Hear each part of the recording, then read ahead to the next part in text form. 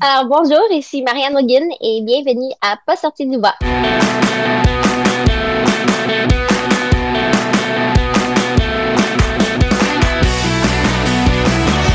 Mesdames, messieurs, votre gagnant du 110e. Si tu commences à te sentir bien en courant un ultramarathon, fais-toi-en pas, ça va passer. Grand champion du 125 km. C'est la Minute NAC et aujourd'hui je te parle des nouveaux mélanges de récupération complet Ultra Recovery, l'outil ultime pour récupérer après tes gros efforts. NAC accélère ta récupération avec un produit qui a le parfait ratio 4 pour 1 en frais de glucides versus protéines, idéal pour recharger ton niveau d'énergie, reconstruire tes muscles et réhydrater efficacement ton corps. C'est une nouvelle version améliorée des poudres Ultra Recovery que NAC offre depuis quelques années. Dans une scoop de poudre, tu as 40 g de glucides, 10 g de protéines, 1800 mg de BCAA et 520 mg d'électrolytes. Ça vient en 3 saveurs, vanille chai, mangue noix de coco et ma préférée, chocolat noisette. C'est disponible dès maintenant sur le nac.com puis si c'est ton premier achat, utilise le code promo pas sorti du bois pour avoir 15% de rabais, PASSORTIDUBOIS. Bon épisode tout le monde.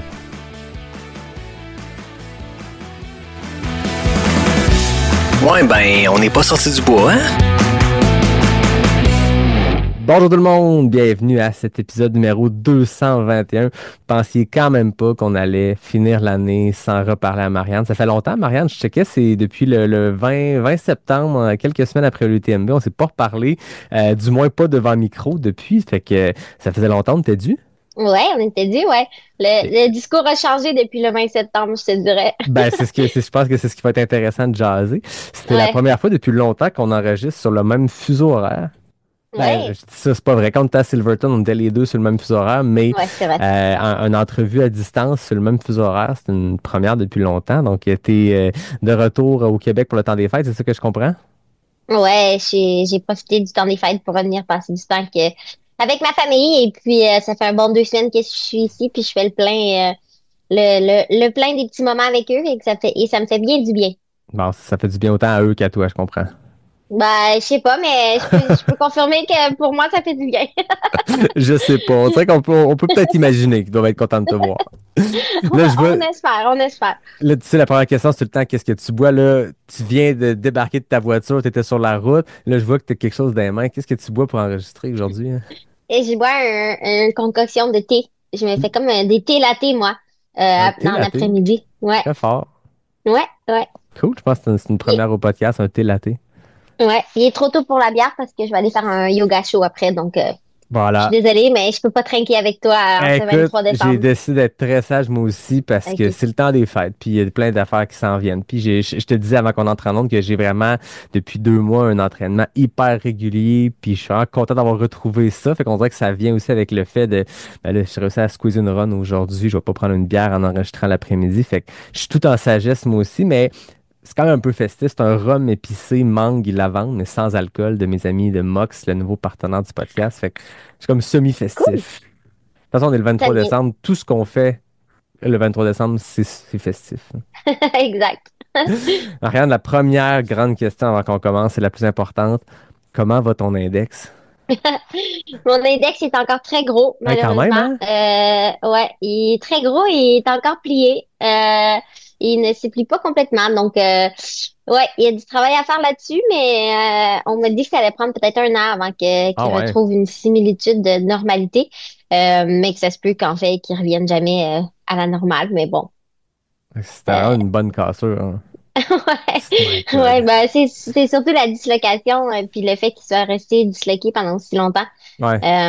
Mais oui, effectivement, la fracture de l'os qui a joué avec. Donc, mais bon, le seul problème que je retrouve en ce moment, c'est que la circulation du sang ne se fait pas très bien en hiver. Donc, ça, c'est un peu tannant au Québec là, quand il fait froid.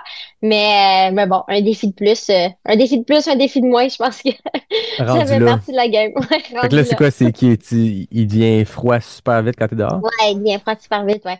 Mais Je sors t'as-tu de la ma main de douleur mon gant, sinon, là. mettons, en ce moment, là, au quotidien, il est-tu Ben, douloureux? si Il je est le, juste pas d'amplitude? non. Ben, si je le plie, c'est sûr, ça me fait mal, là. OK. Ouais. Dans le fond, c'est toute cette partie-là là, qui me fait quand même assez mal. Mais bon, Ouais. Je sais même pas comment t'appelles ça, la jointure. Ouais, ouais. C'est OK. la jointure qui me fait mal. Donc, dès que je plie, mais bon, je peux pas dire que ça me fait mal, là. Ouais. Mais, Mais mettons donc, la ouais. course avec bâton ou le split quand tu montes, est-ce que tu le sens pour la tenue de bâton ou ça marche? Non, non, non, c'est quand même bien. Bon. J'ai fait de la physio pour le doigt, là. C'est que ça a quand même aidé. Mais au début, c'était problématique à vélo, tu sais, changer les vitesses et tout Ouais. ça.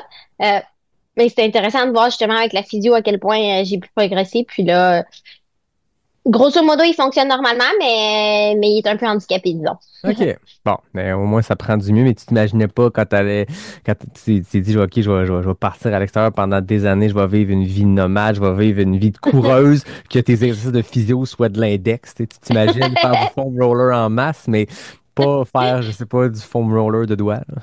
Ouais. Non, mais une chose est certaine, c'est que je suis toujours une bonne cliente niveau physio chiro. Je suis toujours la cliente numéro un. Puis là, à la fin d'une séance, je faisais juste donner mon doigt, puis on faisait un petit 5-10 minutes sur mon doigt, puis puis ça a aidé. Bon, au moins ça va mieux, puis au moins ça t'empêche pas trop dans tes sports parce que ça reste que c'est niaiseux, on fait de la course, fait que le doigt devrait pas être impliqué, mais ça demeure que au quotidien, je veux dire, c'est tannant, là. Ça va beau pas impacter ta pratique de la course, si au quotidien c'est douloureux ou si, je veux dire, aussi niaiseux que taper sur un clavier, là. Ouais, mais non, ça n'a Bon, pas été si pire. Le mois qui a suivi, peut-être oui, là. Mais non, ça va, là. C'est juste que il fonctionne pas normalement, mais bon. je comprends. C'est pas la seule chose qui ne fonctionne pas normalement chez moi. Bon, ben, on y reviendra avant qu'on plonge dans ton automne. J'ai une mini-annonce à faire parce que le gala de la Racine d'Or est de retour en 2025. Tu connais, tu as été nominé, en fait, tu as remporté un prix il y a 2 ans à la Racine d'Or, qui Mhm. est notre gala de trail au Québec, qui revient en 2025, début d'année. Je peux pas encore dire la date et le lieu parce que ça a changé de place, ça a changé de date, mais là, on est sur le point de l'annoncer, mais c'est tout le temps en début d'année pour célébrer l'année d'avant. Puis là, j'en profite pour faire une petite annonce parce qu'on est présentement dans le processus d'appel de candidature. Puis c'est vraiment, vraiment important que les gens partagent leurs anecdotes, les photos, les performances, les épisodes de podcast, les vidéos, les bénévoles qu'ils ont marqués. Non, on dit souvent avec la Racine d'Or que les gens sont nos yeux, nos oreilles, nos jambes dans les événements parce que on a bien beau être 7 personnes dans le comité, on a bien beau être full impliqué, on peut pas savoir tout ce qui se passe. On a besoin que les gens remplissent les formulaires de candidature, nous donnent du détail parce que ça nous aide après ça, nous, en jury, pour identifier les nominés et les gagnants et tout ce qui suit. Donc, c'est jusqu'au 31 décembre. Si vous allez sur les médias sociaux, Facebook, Instagram de la Racine d'Or, le lien est là partout. Vous remplissez le formulaire. C'est super convivial comme processus. Vous pouvez remplir, donner plein de détails. Puis, vous avez jusqu'au 31 décembre pour le faire. Et là, il y a une grosse nouveauté cette année à la Racine d'Or. Il va y avoir le vote du public. Donc, on s'est toujours fait demander pourquoi il n'y a pas de vote du public et tout. Notre idée derrière la Racine d'Or, c'était surtout que une fois qu'il y a 5 nominés par catégorie, on voulait pas que ça devienne un vote populaire où c'est la personne qui a le plus gros réseau qui l'emporte. Dans le sens où on voulait que ça soit vraiment la personne qu'on juge en tant que jury indépendant la plus méritante, entre guillemets. Mais on s'est dit une notion intéressante quand même d'avoir le vote du public. Donc là, on change un peu les choses cette année quand on va annoncer les 5 nominés par catégorie. Les gens vont pouvoir voter. On va quand même avoir un jury qui est composé de personnes qui sont indépendantes à la catégorie et de là où la gagnante de l'année d'avant. Donc, l'année passée, Marianne, tu étais jury sur la catégorie que tu avais remportée l'année d'avant. Puis là, ben, cette année, le vote pondéré, le vote du public va avoir un poids très important dans les discussions. Donc, ça va permettre un peu de faire le meilleur des deux mondes. Donc, voilà, c'est les grosses nouveautés. Je tenais à le dire en début d'épisode parce que là, ça va paraître l'épisode le 25 décembre. Il va rester 6 jours pour voter. Marianne, tu peux aller voter toi aussi pour les performances qui t'ont inspiré cette année. Fait que voilà, l'annonce est faite. Parfait. Je vais faire ça. Ah! Ton automne, on ne s'est pas parlé depuis la fin septembre. Ça en est passé pas mal d'affaires depuis ce temps-là. Suite à l'UTMB, suite à ces semaines-là qui ont suivi, tu t'es déplacé. Tu étais où dans le monde? Ouais, ben quand on s'était parlé la dernière fois, j'étais en France. Ouais. Puis j'ai passé beaucoup de mon automne en France, en fait. Mais en fait, ce qui est arrivé quand je t'ai parlé la dernière fois, c'est que ben je disais que les choses allaient bien, j'étais contente de ne Ben pas oui. être blessée cette année après l'UTMB, blablabla. Mais j'ai recommencé à courir, puis en fait rapidement là, j'ai pas été capable de me rendre très loin, pour être honnête. Je courais, puis j'avais une douleur à l'ischio, une douleur que j'ai traînée tout l'été, et puis qui s'était vraiment là amplifiée évidemment là, à la fin du TMB. J'avais dit qu'à la fin, j'avais plus trop le contrôle sur ma jambe. je pensais que c'était pas grand-chose, mais en fait début octobre parce que en fait je pouvais pas faire plus que 10 kilomètres. Je suis allée faire une échographie de mon ischio, puis il s'avérait que effectivement je m'étais déchiré l'ischio. Donc juste en haut du genou, j'avais une déchirure de l'ischio, une déchirure assez sévère qui a mal guéri et qui a récidivé, et puis que là il a fallu que je lui donne beaucoup plus de repos. Donc, mes plans ont changé un peu. En fait, ce que j'ai décidé de faire à ce moment-là, en fait, ce que je trouve dommage, c'est que j'étais très motivée de recommencer à m'entraîner et tout ça, mais évidemment, avec cette déchirure, il fallait vraiment que je prenne du temps off de course à pied. Donc, ce que j'ai décidé de faire, c'est d'aller plus tôt que prévu à Majorque, où j'étais déjà supposée aller pour faire une des petites courses de la course Majorque by UTMB. Et puis j'ai fait 3 grosses semaines de vélo sur l'île de Majorque, et puis j'en ai vraiment profité. Ça m'a fait du bien. En fait, ça m'a permis de justement continuer de sentir comme quoi j'avançais dans la bonne direction par le sport. Mais en fait aussi, j'ai profité de 3 belles semaines là, sur l'île à faire du vélo. Et puis pas longtemps après, en fait, j'ai pris 2 semaines off de course complète, et puis j'ai recommencé à suivre le programme de retour à course à pied par la clinique du coureur, et j'ai recommencé à courir. Et puis, en fait, je pense que ça m'a pris 3 semaines à arriver à 20 minutes de course. Donc, j'ai Ah vraiment fait ouais. un recours, j'ai fait un retour très, très progressif. Et puis là, écoute, ça va de mieux en mieux, mais c'est certain que je suis quand même encore un peu limitée par cet ischio. Mais je commence à voir un peu la lumière là au bout du tunnel, puis j'espère qu'en 2025 mon ischio me dérangera un peu moins que qu'il m'a dérangé en 2024. Ça a été un coup dur dans le sens où tu le disais, tu étais super motivé post-UTMB, la récupération se passait bien, puis là, tu te dis j'ai le vent dans les voiles, j'ai un automne devant moi et tout, puis là, il y a ça qui arrive, qui est une blessure que tu connaissais, que tu avais traîné cet été, mais que là, que c'est plus grave que tu pensais, là. Ouais, en fait, ça a été un gros coup dur parce que en fait, j'étais motivée là d'aller faire des courses à la fin de l'automne. Je m'étais déjà alignée là-dessus. Puis, ben comme je l'ai peut-être mentionné la dernière fois, mais je m'aligne aussi sur une course début Mhm. février. Donc, c'est quand même en quelque sorte une continuité de la saison rendue là. Donc, ouais, ça a été un coup dur parce que ben rapidement, je me suis dit ben je vais manquer de temps en fait pour revenir en forme. Mais de notre côté, ce que j'ai essayé de tourner en positif, c'est que au moins là, je savais qu'est-ce que j'avais, puis je pouvais essayer de faire les bonnes choses pour essayer de régler le problème. Euh, je pense aussi que ça m'a fait réaliser que, puis je l'ai dit plusieurs fois, puis je pense qu'un de ces jours, je vais vraiment le réaliser, mais je pense que quand je dis que j'ai mal quelque part, c'est pas juste j'ai de la douleur. En fait, c'est souvent, plus souvent qu'autrement. J'ai soit une déchirure ou une fracture, donc il faut vraiment que je réalise justement que quand il y a quelque chose, quand mon cerveau me dit non, tu as un problème, Marianne, il faut vraiment que j'aille au bout des examens, puis tout faire. En fait, cet été, on avait fait des examens. J'avais fait une résonance magnétique à ma jambe pour essayer de voir justement pourquoi j'avais de la douleur. Mais c'est sur l'échographie plutôt que j'aurais dû essayer d'examiner là mon ischio. Euh, mais mais ouais, je pense que je me suis donné un petit 2 jours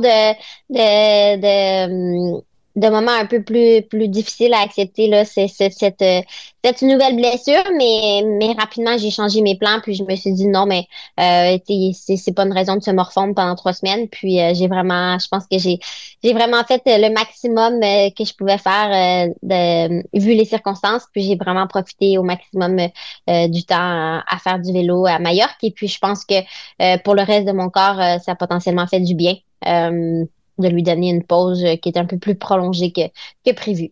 Non, c'est ça. Pour ceux qui connaissent pas, incluant moi, c'est où Majorque par rapport à l'Europe? Ben, c'est une île qui appartient à l'Espagne. OK. Et puis, ouais, en fait, je pourrais pas te dire, je pourrais pas le déexpliquer plus que ça, mais c'est vraiment une île vers la droite. C'est Dans comme ça que, l'océan? ouais. OK. Comme les îles Canaries et comme Madère et toutes les îles Euh, qu'il y a dans ce coin-là. C'est pas tout à fait, non, c'est pas tout à fait aux côtés OK. des îles Canaries. Majorque, c'est plus, mettons, si t'as Valence ou Barcelone, ben c'est OK. dans l'océan en dessous de ça. OK, C'est OK. plus proche, mettons, d'Ibiza, ça fait partie des îles Baléares. Je comprends. Fait que c'était un Ouais. beau paysage pour récupérer puis faire du vélo en masse. Ouais, c'est super beau. Puis en fait, pour la course, c'est magnifique. Là, j'ai pas trop couru dans les trails, mais j'ai vu là effectivement là la course avait lieu. Puis les commentaires des coureurs là, pendant la course des sentiers à Majorque étaient vraiment excellents. Donc, je pense définitivement que j'y retournerai là, faire et du vélo et de la course. Puis t'as-tu participé à la course comme crew, comme spectatrice?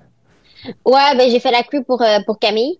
OK. Euh, Et comme spectatrice, effectivement, mais ouais, Mayer, ça a été un peu plus complexe que prévu. Ils ont eu de la vraiment mauvaise température. Là. Je sais pas si tu as suivi, mais ils ont cancellé malheureusement, ils ont cancellé plusieurs des courses. Ouais. Ça a Camille, été étais-tu un sur peu. le 50?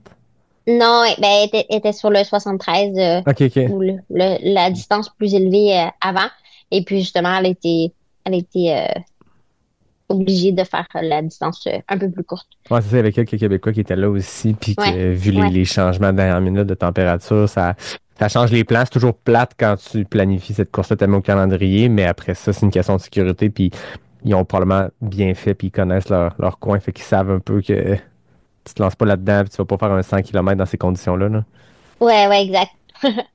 Euh, là, l'automne avance, on quitte Majorque, la reprise de la course se passe. Tu t'es dirigé vers où? Tu retournes en France? Ouais, je suis retournée en France. En fait, je voulais rester en Europe parce qu'on avait un camp Salomon qui se passait début décembre. Donc, je trouvais ça mieux de rester en Europe jusqu'à ce moment-là pour après revenir au Québec. Donc, je suis retournée encore dans le coin d'Annecy. Mon camp de base, c'est plutôt chez Camille, juste en haut de Annecy. Donc, ouais, j'ai recommencé la course tranquillement. J'ai continué à faire un peu de vélo, mais effectivement, ça a fait du bien. Puis le timing était bon que je puisse reprendre la course plus amplement en revenant en France parce que ben, il commençait à faire froid un peu pour le vélo en France. Et on a eu le temps de faire quelques sorties de ski là, avant que je revienne ici au Québec. Très cool. Tu arrives à tes 1 an de vie nomade. Dans les dernières années, tu as voyagé beaucoup avec, tu pouvais travailler d'un peu partout, tu as fait des courses un peu partout, mais quand on s'était vu à Montréal il y a un peu plus d'1 an, tu m'avais dit, ah, je viens d'avoir mon passeport irlandais, puis là, je pars pour vrai. Puis je pense que notre premier épisode de l'année, en janvier, tu racontais cette nouvelle vie nomade-là. T'as quasiment fait un tour de roue, un tour de calendrier. C'est quoi tes constats? C'est quoi, est-ce que tu apprécies ça? Est-ce que c'est à la hauteur de ce que tu pensais? Mais moi, j'adore vraiment ce style de vie. Et puis, pour plusieurs raisons, en fait, je pense que ça me permet de passer du temps de meilleure qualité là, quand je reviens, par exemple, comme ça, à Montréal ou au Québec, ben, au lieu d'aller vivre dans mon appartement seul, ben, c'est plus convivial pour moi et plus pratique de venir directement chez mes proches et de passer du temps de qualité. Puis c'est une chose que je fais aussi en France. Tu sais, quand je vais chez Camille, c'est beaucoup plus plaisant que juste planifier d'aller souper chez elle, repartir, revenir pour faire les entraînements. Tu sais, je trouve que moi, j'ai toujours été quelqu'un qui est plutôt de communauté. J'aime ça passer du temps avec les gens qui me sont proches. Et puis, je trouve que ce rythme de vie me permet de faire ça. Mais aussi, ça me donne la liberté de, ben, quand je veux partir pendant 3 semaines à Majorque, je peux partir, puis j'ai pas nécessairement à me soucier d'un appartement ou d'un côté logistique. Donc, je trouve que j'ai fait une très belle balance, en fait, cette année à aller chercher justement ces semaines où je suis plus moi-même à explorer le monde. Puis d'un autre côté, ben je reviens puis je passe du temps de qualité avec les gens qui me sont chers. Puis j'ai beaucoup apprécié ce rythme de vie. C'est sûr que je veux continuer dans cette optique-là. Je ne cherche pas à m'installer nulle part. Et je suis pas non plus à chercher un domicile tous les soirs. Là, c'est pas vraiment ce que j'ai comme rythme de vie nomade, mais non, j'ai vraiment apprécié. Puis cette année, j'ai pu aussi explorer beaucoup du monde. Puis l'année prochaine, je pense que ça s'enligne dans la même direction, dans la même veine en fait, c'est d'aller découvrir là, au lieu de voyager pour les courses, puis d'être là seulement que 2 semaines ou une semaine là, quelques jours avant, quelques jours après. Ben ce que je fais, c'est que j'y vais longtemps. Puis ouais, j'ai bien hâte de voir qu'est-ce que l'année 2025 va m'amener comme découverte. Ça, j'ai l'impression que tu dois vivre chaque moment avec plus d'intensité, dans le sens que là, t'es 2 semaines au Québec avec ta famille que t'as pas vue depuis quelques mois. Fait que là, tu le vis super intensément. Puis après ça, ben, tu retournes en Europe, tu vis des expériences. Fait que ça fait que t'as plein de highlights à travers ton année comme ça, de moments d'intensité, là. Ouais, c'est sûr. Ouais. Dans ton année, tu t'es promené pas mal. T'as-tu un coup de cœur, un endroit que je te dis là, OK, go maintenant, une découverte que tu as vécue, une ville ou un endroit où tu as vécu qui te vient en tête? Euh, Ben, j'ai beaucoup aimé le Tenerife. Pour moi, en fait, habiter sur le volcan pendant 3 semaines, ça a été très, très particulier. Une expérience que je pense que je ne referai pas de sitôt, juste parce que par sa complexité de logistique, mais ça a été très apprécié. Je pense que ça a été des belles semaines d'entraînement aussi. Puis, en fait, l'endroit est juste hors de ce monde. Mais ouais, j'ai beaucoup apprécié cette île-là après mon séjour à La Palma. Même si la course n'a pas été superbe, on a eu beaucoup de plaisir avec la petite gang qu'on était là avec Thibaut et autres. Et puis ça, j'ai vraiment apprécié cette partie-là. Et puis ben, par après, je pense que mon troisième coup de cœur, ça a été un peu notre camp d'entraînement Salomon à Valseny. Ouais, on était une petite gang, puis on a eu des moments de qualité, puis c'était en vue de l'UTMB, puis les choses se passaient bien de mon côté, puis j'ai pu vraiment profiter des sentiers là-bas qui sont vraiment merveilleux en fait. Parlant de l'équipe Salomon, des camps d'entraînement, il y avait une question que j'avais envie de te poser parce qu'on connaît ta grande amitié avec Mathieu Blanchard. Ça remonte à loin. Puis Mathieu a vécu un automne assez particulier avec cette victoire-là à La Réunion dans une saison où on le sentait qu'il y avait une UTMB qui n'était pas à la hauteur de ce qu'il voulait. C'est une saison qui avait été difficile par moments. Il y a quand même eu 2 très grosses victoires sur des plateaux internationaux, dont la Diagonale des Fous. Comment tu l'as vécu comme collègue chez Salomon, mais surtout comme grand ami de Mathieu? Pour moi, ça m'a fait super plaisir parce que ben, j'ai vu un peu ben moi je le savais là qu'avant l'UTMB, Mathieu avait de la douleur, puis que c'était que ça pourrait s'avérer de la façon dont ça s'est avéré. Donc et puis je l'ai ressenti vraiment très profondément, tu sais, voir Mathieu ému à ma ligne d'arrivée, je pense que ça m'a touchée. Puis en fait, j'étais déçue pour lui. Ouais, puis même l'apprendre durant la course, j'étais très déçue pour lui. Donc, j'ai trouvé ça vraiment beau de pouvoir le voir rebondir, puis d'aller faire la performance qu'il a pu faire à l'île de la Réunion. Puis je pense que c'est digne aussi d'un message pour nous tous que c'est pas parce que ça va pas bien un mois avant que ça peut pas aller de façon merveilleuse 2 mois plus tard. Donc, pour moi, je trouve que ça envoie un très beau message, mais encore plus, je pense que j'ai apprécié voir à quel point ça a impacté sa vie de façon positive, effectivement, là, de revenir d'un coup aussi bas à l'UTMB pour pouvoir monter sur la plus haute marche à l'île de la Réunion. Une course qui l'a touché profondément. Ouais. Une belle façon de rebondir. Puis je pense que n'importe qui peut appliquer ce genre d'exemple-là qui est inspirant, qui est beau à voir à sa vie, dans le sens où c'est un sport où ça se passe rarement comme on veut. Puis des fois, ça te prend, je veux pas dire que ça prenait ce DNF-là sur le TMB pour ensuite gagner la Diag, mais ça reste qu'il l'avait raconté, qu'il avait décidé d'arrêter parce que il se rappelait de son objectif A de la saison qui était la Diag, puis ça a pris ce pas de côté-là ou ce coup dur-là pour rebondir. Puis ça, n'importe qui peut s'inspirer de ça parce que on dit que c'est tough comme sport, puis qu'il y a des moments que tu te dis, OK, ça, c'est pas allé comme je veux. Qu'est-ce que je fais avec ça? Ben, on prend le négatif, on prend les apprentissages, puis on rebondit. Puis Mathieu, c'est exactement ça qui a pu se passer, là. Ouais, puis ce que j'aime en fait avec la course, justement, c'est quand tu es déçu d'une course, en fait, il en tient qu'à toi d'aller changer l'histoire pour la prochaine. Et puis c'est ce que je trouve beau dans tout ça, c'est de savoir que dans le fond, l'histoire s'arrête pas quand une course ne va pas bien, elle continue. Puis en fait, t'oublies rapidement tes moments les plus durs pour les meilleurs moments. Donc moi, je pense qu'il faut toujours continuer d'essayer, puis de croire en notre habileté de faire des choses qui peuvent nous surprendre. Ouais, puis ça revient à quelque chose qu'on a répété 1 million de fois, juste dans nos discussions à toi et moi, dans notre série d'épisodes, mais dans le podcast en général, depuis le début, que justement, tu sais, c'est un sport où on apprend des moments plus difficiles, puis il faut savoir juste, tu sais, sur le coup, ça peut vraiment faire chier, puis c'est normal d'être fâché, d'être déçu, de vivre ce moment-là. Il faut se permettre de le vivre, mais après ça, on apprend tout le temps quand ça va mal, puis on rebondit de ça, ou en tout cas, on se donne les outils pour se permettre de rebondir, là. Ouais, ouais, c'est clair. Avant qu'on ferme le livre de 2024, qu'on se mette à parler de 2025, en tant que t'athlète de ce sport-là, en tant que fan de ce sport-là, y a-t-il une performance qui t'a particulièrement inspiré, que ce soit des performances élites, que ce soit des performances sur des grandes courses ou des plus petits événements, mais y a-t-il quelque chose qui te vient en tête quand tu dis, OK, une des performances de 2024 qui m'a le plus marqué, c'est celle-là? C'est une bonne question. Euh, En fait, c'est à la fois personnel, là, mais je vais dire que pour moi, le finish de Rootcroft à l'UTMB, je dois avouer qui m'a beaucoup impressionné. Puis, indépendamment de moi, effectivement, là, je pense que je trouve ça impressionnant de voir à quel point elle a pu gérer sa course de la façon dont elle le fait. Et je lui lève mon chapeau parce que c'est pas, je pense que ça requiert tout un registre d'habileté que je n'ai pas du tout.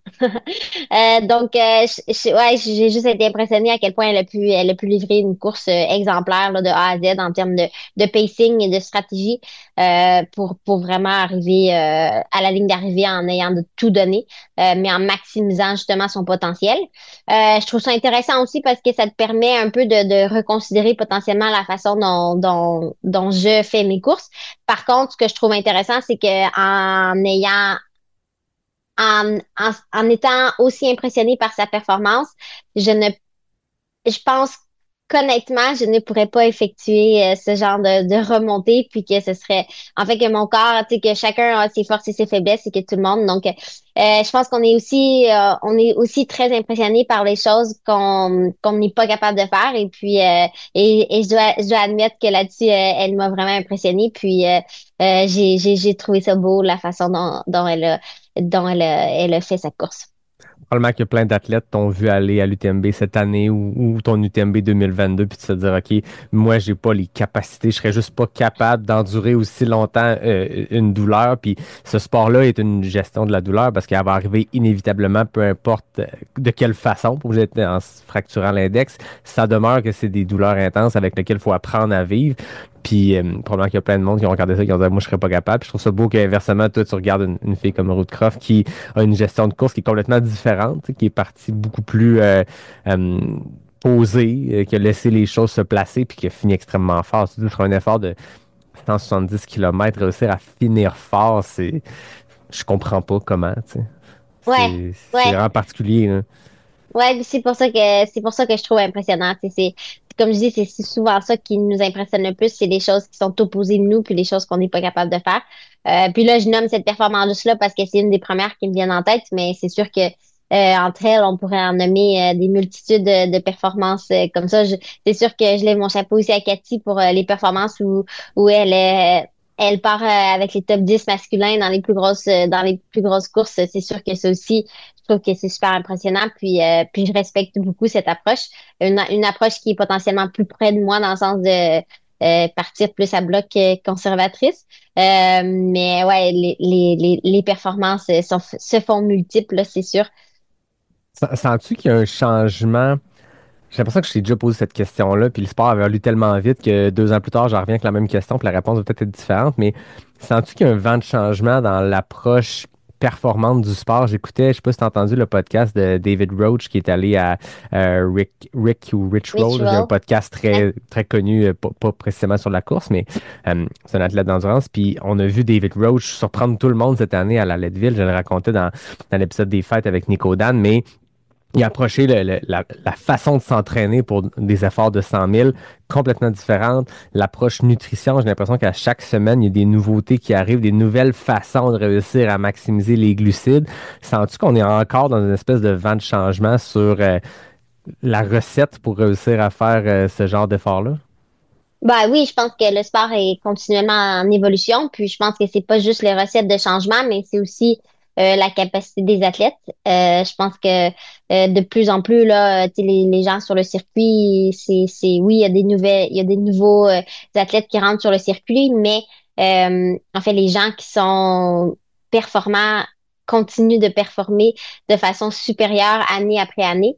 Et puis, je pense que ça montre aussi à quel point notre corps devient de plus en plus résilient. Donc, c'est pas juste en fait, c'est qu'on est capable d'année après année, en fait, tu cours un 100 miles, ton corps s'habitue, tu cours l'année d'après, ton corps est encore habitué, tu es capable de encore plus de pousser. Donc oui, effectivement, je pense qu'individuellement, on a tous des façons d'améliorer nos performances, mais je pense qu'aussi nos corps, leur capacité augmente et puis je pense on va toujours, on va continuellement voir ça dans le futur. Je pense qu'effectivement, pour les glucides, et oui, c'est le podcast spécifique de David Rush, je pense que C'est des conversations qui sont super intéressantes, puis de voir comment chaque athlète se prépare pour les ultras. Mais encore une fois, je pense que chaque athlète a leur... en fait, il y a une formule. Moi, je suis convaincue qu'il y a une formule qui maximise la performance pour chaque athlète individuellement. Il n'y a pas une formule qui fonctionne pour tout le monde. Et c'est pas parce qu'on entend David Ross sur un podcast dire que faire de la vitesse et manger 150 grammes de glucides à l'heure va t'aider à performer, que ça va marcher pour toi. Donc, je pense juste qu'il faut qu'on fasse attention à ça, puis de savoir que, en fait, c'est d'essayer de se comprendre, de se connaître et d'essayer de jouer avec ta propre formule mathématique qui fonctionne pour toi pour voir comment tu peux maximiser ta performance. Mais je pense qu'effectivement, les performances de chacun vont qu'augmenter avec les années. Ouais, puis je pense que tout le monde s'élève un peu vers le haut, puis que quelqu'un comme lui qui est ultra scientifique, là, tu sais, qui va lire tous les articles scientifiques les plus obscurs, puis il va tester des choses sur lui-même. Tout le monde peut bénéficier de lui, ses apprentissages, de un, parce qu'il coach beaucoup de monde, mais de deux, parce qu'il en parle de ce qu'il découvre. Mais comme tu dis, après ça, chacun trouve sa recette. Puis on a plein d'exemples de longévité d'athlètes qui sont au sommet depuis une décennie. Tu sais, quand on pense à une Courtney, à tu sais, les grands noms de notre sport qui non seulement ont bien performé cette année, mais que ça fait 7, 8, 10 ans qu'ils sont au top. Il y a beaucoup à apprendre aussi de ça parce que c'est pas. Il y en a là-dedans qui sont très scientifiques dans leur approche, mais il y en a qui sont aussi très organiques dans la pratique du sport et le plaisir dans le sport. Puis ça, c'est de quoi qui se quantifie peut-être un peu moins bien dans une étude scientifique, mais si t'aimes faire ton sport puis t'aimes aller passer des longues journées dans la montagne, il n'y a peut-être rien de quantitatif là-dessus qui va donner des études scientifiques, mais ça a un impact immense sur comment tu approches ton sport, puis le plaisir que tu as là-dedans, puis nécessairement les performances peuvent suivre. Là. Ouais, puis je trouvais ça intéressant. Je l'ai écouté aussi le podcast que tu mentionnes. David, justement, il fait mention de ça. Il dit, dans le fond, moi, j'avais pas le temps ni la capacité d'aller passer des heures en montagne comme plusieurs dans ce sport font. Il a nommé Courtney, il a nommé Jim.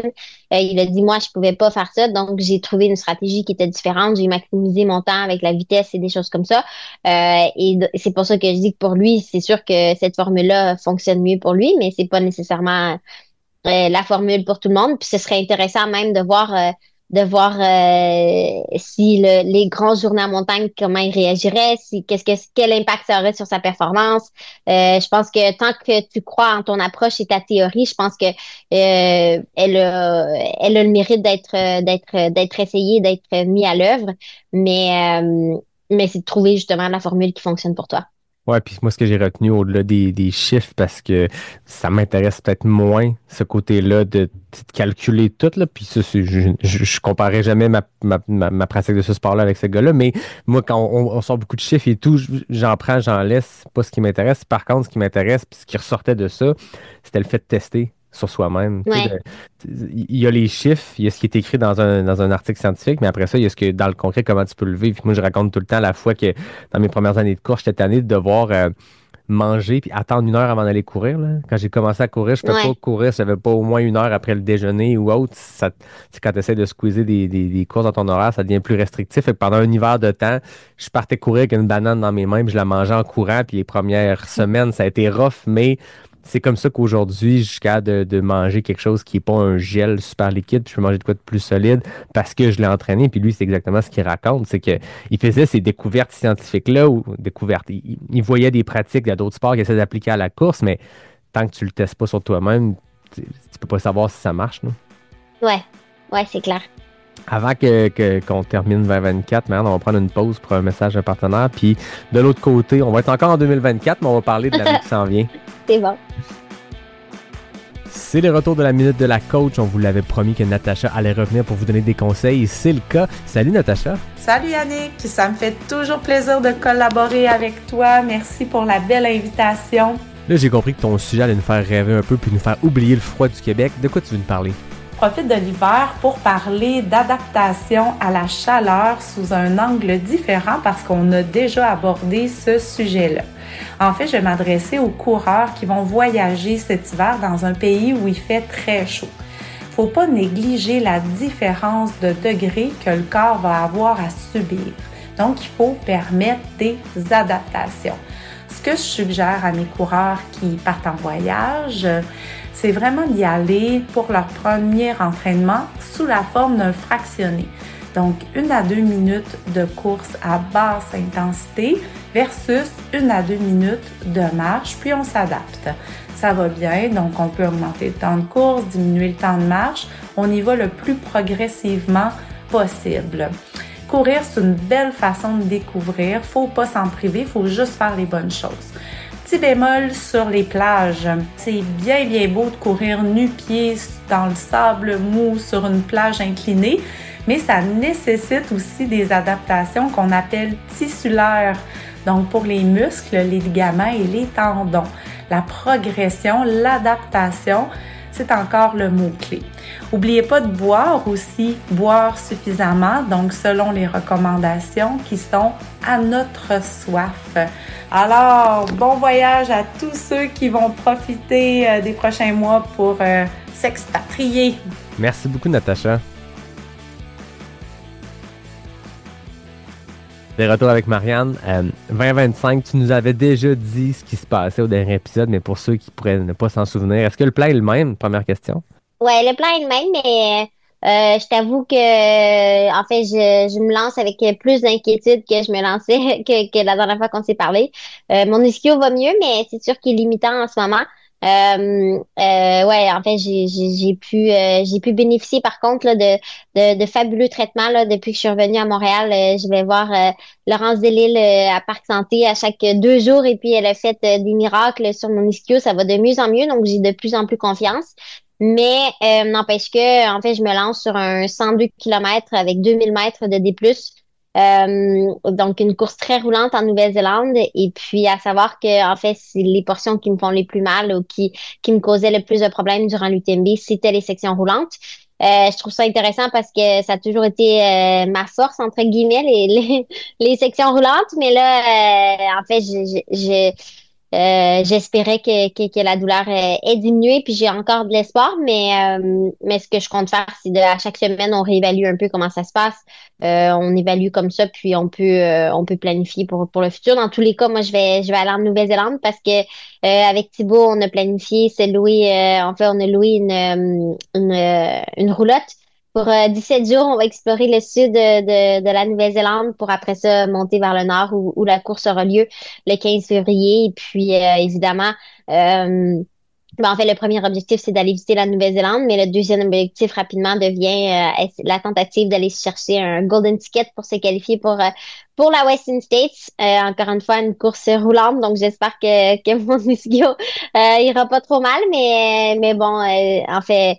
Ce que je trouve cool, c'est que pour moi, en fait, la course, le Golden Ticket serait un bonus, mais c'est certain que, en fait, ça a toujours été une course qui était sur ma liste à faire, donc je suis contente de pouvoir aller la faire puis voir si ça me permet d'aller m'inscrire à la Western States. Mais sinon, je pense que, en fait, j'ai pas planifié au-delà de ça, je t'avouerai. J'attends de voir un peu quel sera le résultat et quel sera mon sentiment par rapport aux résultats d'une façon ou d'une autre. Donc, je comprends que l'objectif A, c'est de visiter la Nouvelle-Zélande. L'objectif B, c'est de faire la course pour que ça se passe bien. Puis l'objectif C, si tous les astres s'alignent, ben, c'est d'aller chercher ce golden ticket-là. Ouais. Fait que vous partez combien de temps en Nouvelle-Zélande?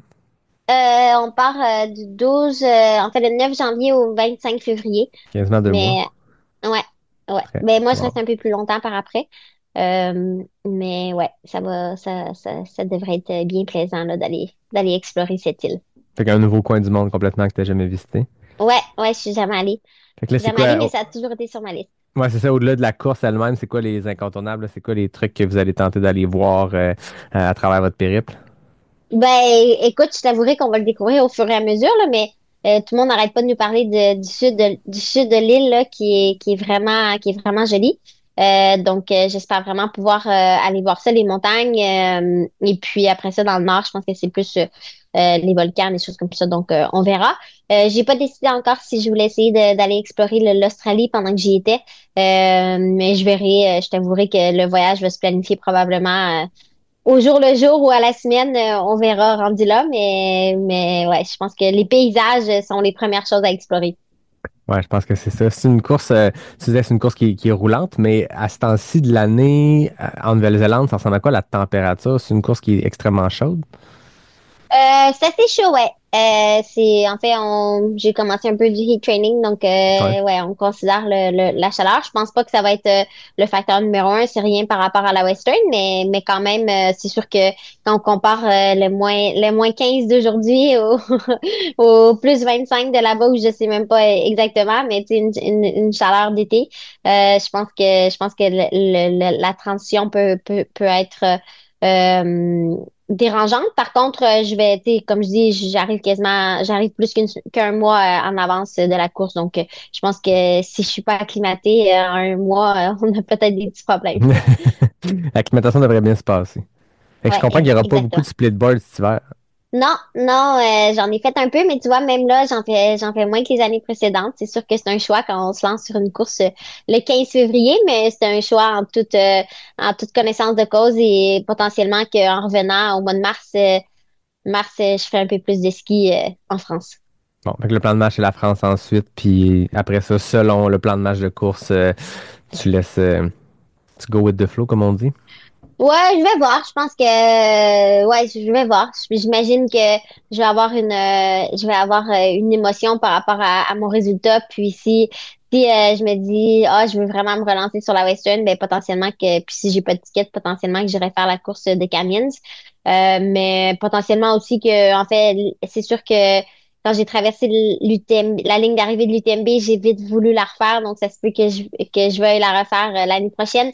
Je sais pas trop encore, je t'avouerai que je vais laisser un peu, euh, en fait, mon cœur et mon esprit me guider là-dessus là, pour la saison à venir.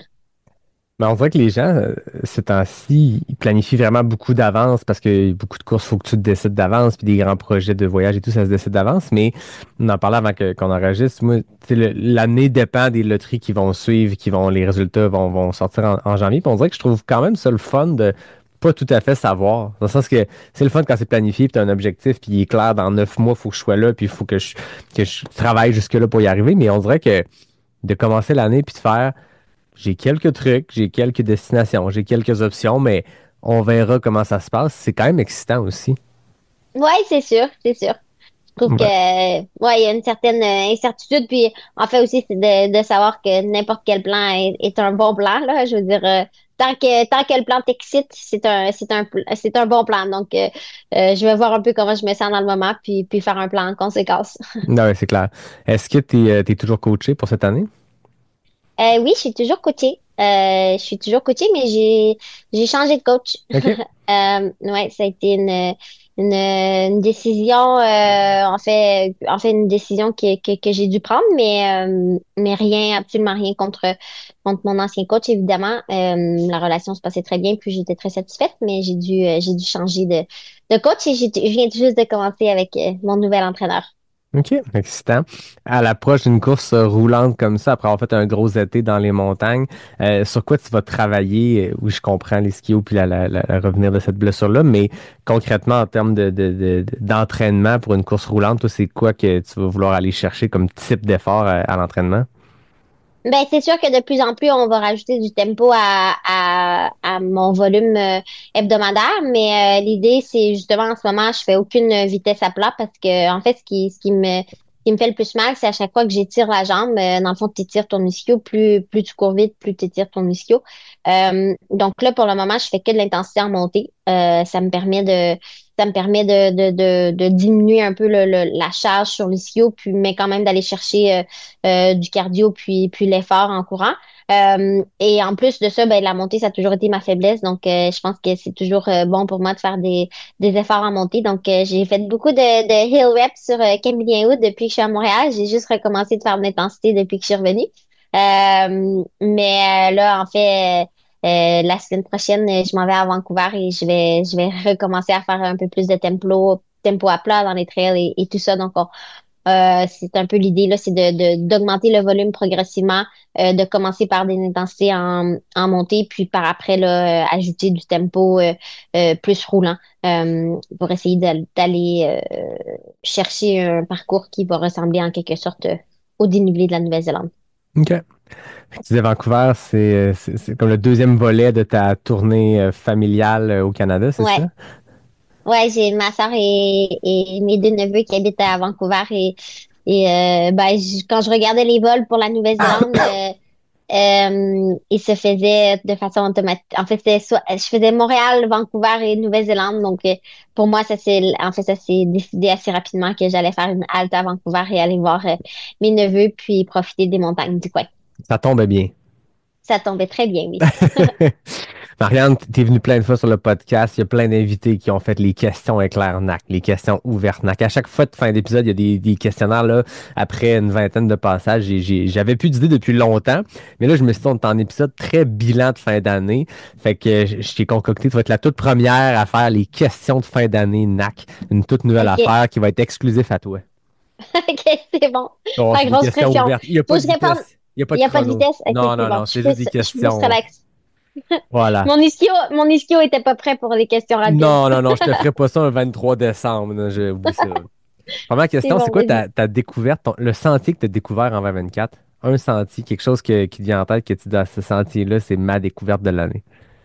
Euh, En fait, la montée vers le volcan du Ténérife, là, pour moi, ça a Mhm. été, c'était magnifique. Je l'ai faite et au lever du soleil et au coucher du soleil. Puis, dans les deux cas, ça a été magique. Donc, je me dois de dire ça, oui. Prochaine question, ça se peut que ce soit la même réponse, mais c'est quoi ta découverte de montagne? C'est quoi ton sommet là, cette année qui est marquant? Pas le droit de répondre le Tenerife. Ouais, ouais, répondre à ça. C'est bon. Euh, je vais dire,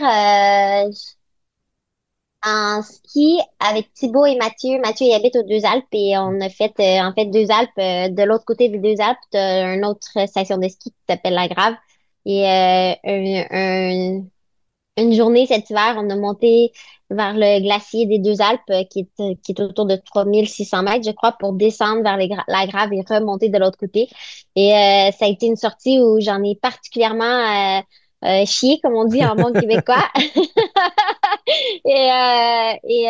En fait, j'aime ça me rappeler de ces moments-là quand les choses vont bien au mois d'août, par exemple, c'est se dire, ouais, on arrive quand même de loin.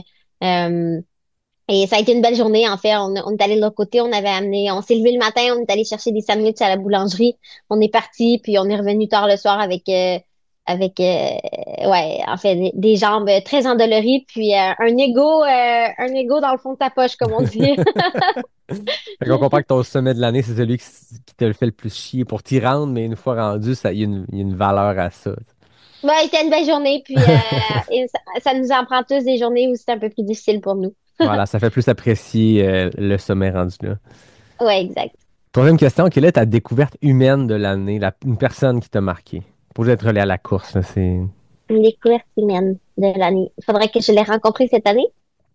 Ou que c'est une personne qui a marqué ton année 2024, là. Il n'y a pas de règles très claires, là. Ouais, c'est bon. Tu peux les challenger, mes règles, si tu veux, là.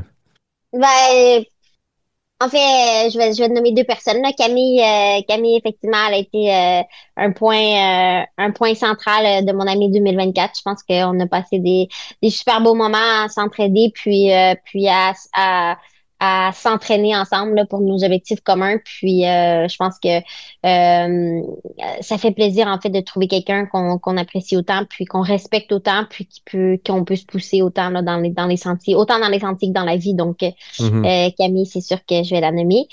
Et puis, ma deuxième découverte, c'est mon neveu, mon petit neveu Thomas, le fils de François et Marie-Pierre.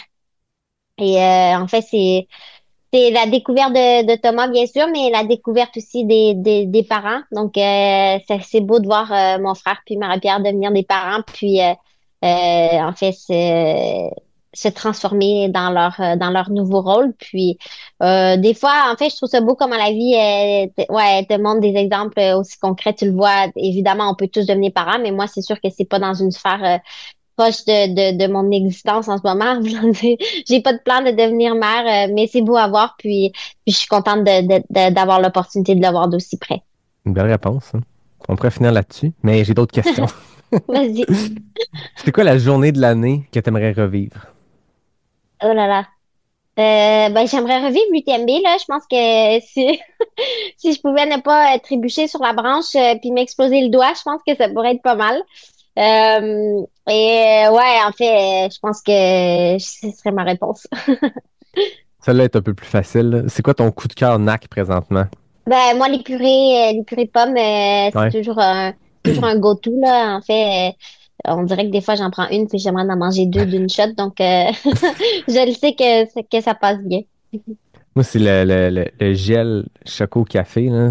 Je veux dire, je sais qu'il faut OK. pas trop en prendre. Maintenant, tu pars avoir une sortie de 4 heures, tu te traînes 4 gels. Tu peux pas prendre 4 fois celui-là parce que tu vas être boosté de caféine, là, mais je le trouve écœurant. Puis là, ce temps-ci, il fait froid. Hier, j'ai fait une très longue. Puis les gels deviennent, tu sais, je veux dire, ils sont encore liquides, mais ils deviennent plus frais, plus OK. glacés un peu, là. Tu sais, comme quand tes gourdes deviennent de la slush. Là, le gel, tu sens qu'il a une petite texture un peu slush. Là, celui dans le fond de la poche qui a passé 4 heures à -30, il était Ouais. vraiment bon. Fait qu'en tout cas, la question ne m'était pas posée, mais il fallait que je le dise. Texture, le fun. Je Euh, l'ai pas amené sur mes runs hivernales, mais je à vais l'essayer. essayer. Ouais, c'est ça que la Ouais. Nouvelle-Zélande, ça se peut que tu n'aies pas à vivre le gel devenu un peu slusheux. Exact. Avant-dernière question. Quelle est ta plus grande fierté de 2024? Ça demeure très philosophique, tout ça, là. Ma plus grande fierté? Ben, ma plus grande fierté, c'est de garder la tête haute, en quelque sorte, là. Je pense que, euh, ouais, en fait, je trouve ça drôle. C'est drôle, mais pas drôle en même. Ben, c'est drôle, mais tu sais, quand je tombe puis je me casse le doigt, en fait, la vidéo, tu le vois très bien à ma réaction. Tu sais, je suis vraiment comme si c'est un fait super banal, puis je passe à autre chose, puis je continue sur ma lancée. Puis je pense que c'est la même chose avec mon ischio. C'est sûr que l'ischio, ça a été un coup plus dur, là. Je t'avouerai que quand j'ai reçu la nouvelle, j'étais pas. Le lunch qui en est suivi avec Thibaut et Camille n'étaient pas les plus euh, enjoués, mais rapidement, tu vois, 2 jours plus tard, j'avais passé à autre chose, je m'étais mis un plan, puis en fait, tu sais, je pense que c'est facile, ça a été facile d'abandonner à plusieurs moments dans ma carrière, autant cette année que dans les années passées. Puis je sais pas d'où je trouve cette motivation ou ce désir. En fait, c'est plus un désir de vouloir toujours continuer, mais ça me réjouit. Puis ouais, j'aime pas ça dire que je suis fière de ça, mais je pourrais dire que je suis fière de ça en quelque sorte. En fait, tu fais vraiment très bien de l'aide. Puis cette capacité-là à rebondir, tantôt, tu sais, ça fait longtemps qu'on se parle de course, ça fait plusieurs années. Puis tu sais, c'est pas la première fois qu'il y a un coup dur, mais c'est impressionnant de voir rapidement, tu rebondis, tu sais, tu dis 2 jours, c'est pas long, 2 jours pour comme permettre de le vivre, puis c'est important de le faire, je pense, cette période-là, aussi de l'accepter, pas vivre dans le déni, puis juste passer à l'action, mais tu t'es permis de le vivre, puis tout de suite, on rebondit, puis on remonte, puis là, ça a l'air de bien se passer, mais cette capacité-là à rebondir, c'est impressionnant. Ouais, Tu as le droit de dire que t'es fier de ça. c'est gentil, merci. Dernière question, qu'est-ce qu'on te souhaite en 2025? Ben la santé, écoute, pour moi c'est pas la base. La santé est pas acquise et je fais mon possible de rester en santé, mais j'ai l'impression que mes curseurs de santé sont différents des autres et j'aimerais les comprendre, j'aimerais les saisir, j'aimerais ne pas dépasser les limites. Mais en même temps, je le sais que c'est dépasser les limites qui font en sorte que je réussis à faire des performances qui me sont fières. Donc c'est de mieux comprendre ces curseurs-là, puis de tout faire en mon possible là, pour garder la santé. Puis je pense que c'est des choses que je mets en place. Mais la santé et le bonheur, évidemment, là, mais je pense que le bonheur, j'essaie toujours de le mettre en priorité. Donc ça m'inquiète un peu moins, mais la santé, des fois, je ne la maîtrise pas complètement. Donc c'est ce qu'on doit me souhaiter, c'est sûr. En tout cas, à te suivre à l'année comme ça, à jaser souvent, à te suivre dans ce mode de vie nomade-là, je pense que tu as mis le doigt sur le bonheur. Ça a l'air, je veux pas dire facile parce que c'est jamais facile, mais tu as l'air d'avoir trouvé la recette qui marche pour toi. Puis c'est probablement ce qui fait que quand la santé va moins ou quand il y a une blessure qui arrive, ben, tu as la capacité de rebondir aussi. C'est que t'es dans un état qui fait que tu es dans un état de bonheur, puis tu vis des choses exceptionnelles, puis tu es capable de te dire, bon, mais je vais pas faire telle course que je veux faire, mais je vais quand même aller visiter ce coin-là, puis prendre mon bike, puis m'amuser, là. Ben, moi, je pense que, en fait, on contrôle pas toujours les situations, mais on peut toujours contrôler notre réaction à la situation. Puis, c'est toujours là-dessus que je retombe. C'est toujours cette philosophie-là que je retombe quand les choses vont un peu moins bien. Mais, je voulais pas passer 3 semaines à me morfondre après le diagnostic de mon ischio. Donc, j'ai trouvé un plan qui allait m'exciter, puis je suis allée de l'avant, puis c'est toujours ça que je veux faire. Donc, effectivement, je pense que c'est quelque chose que je réussis à faire, puis c'est quelque chose que j'encourage tout le monde à faire. En fait, il y a toujours moyen de rendre les choses mieux. Puis de soit bien s'entourer. Dans ce cas-ci, ça n'a pas été une question de s'entourer, mais plutôt de me mettre dans un environnement qui allait faire en sorte que je pouvais faire des choses qui allaient m'animer. Mais des fois, c'est une question de bien s'entourer aussi des gens qu'on aime et qui nous sont chers. Puis c'est de voir qu'est-ce qui fonctionne pour nous. Ben, tout à fait raison. Tu as toujours les bons mots, Marianne, pour rapper des situations puis les résumer en une phrase de laquelle on peut tous s'inspirer. Donc, merci beaucoup d'être venu une fois de plus sur le podcast. Je te mets pas en retard pour ton yoga show. On est-tu correct d'un temps? Non, non, c'est bon, c'est bon. C'est Ben, gentil, merci. Merci beaucoup, Marianne, d'être venue terminer l'année au podcast. Toujours le fun de jaser puis de prendre des nouvelles.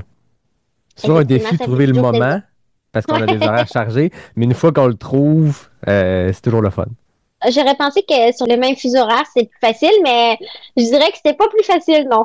Non, non, effectivement, mais c'est pas grave, on y arrive toujours, puis c'est toujours le On y fun. arrive, Fait que ouais. ça vaut les gymnastiques d'horaire pour le trouver parce que c'est toujours très le fun. Puis je pense que les gens apprécient toujours autant ces épisodes-là. Parce que moi, je le vois, là, je te le dis à chaque fois, mais c'est les épisodes qui suscitent le plus de réactions. Je pense que les gens aiment te suivre, les gens aiment t'entendre dans les hauts comme dans les bas, puis on a tous quelque chose à apprendre de tout ça. Fait que merci toujours de ce côté-là, de venir partager, de se mettre à nu, puis de raconter les choses comme elles sont. Ben, ça me fait plaisir. Je vais continuer tant qu'il y a de l'intérêt. Hey, en tout cas, de mon bord, il va toujours en avoir de l'intérêt. Fait que merci beaucoup, Marianne, d'être venue faire ce 24e épisode de Pas sorti du bois. J'ai pas les chiffres exacts. Bonne fin d'année. Bon temps des fêtes au Québec, puis ensuite au BC. Puis on devrait se reparler probablement sur un autre fuseau horaire un peu plus tard cet hiver. C'est bon. Bonne fête à toi, Yann. Profite bien du temps des fêtes avec tes proches. Merci, c'est gentil à toi aussi. Puis à tout le monde qui écoute, je vous souhaite une bonne fin d'année. Vous allez écouter ça peut-être le 25, le 26, le 27 décembre. J'espère que vous trouvez le temps de vous reposer, que vous soyez en vacances ou pas. Le temps des fêtes, c'est toujours un défi de réussir à se reposer, mais je pense que ça peut valoir la peine de le faire. Des grosses sorties dans le bois, puis des gros moments en famille, de fun, de boire une petite bière ou de boire un petit cocktail sans alcool, peu importe, mais de passer du bon temps en famille, de peut-être prendre une petite pause de notre quotidien intense. C'est toujours bien apprécié. En tout cas, moi, c'est ça que je vais tenter de faire de ce temps des fêtes-là, de ne pas être brûlé, mais que je recommence à travailler, mais d'être un peu plus reposé, puis d'avoir bien des kilomètres dans les jambes. Fait que voilà, comme d'habitude, je termine en remerciant David Hébert pour le design graphique, Fred Desroches pour le thème musical, NAC qui est le partenaire principal du podcast, Mocktail qui m'a offert aujourd'hui un petit rhum épicé qui était très bon, et Noctem qui est toujours là comme partenaire aussi. Merci Marianne, merci à tout le monde. Bonne fin d'année, on se reparle en 2025. Ciao! Ciao!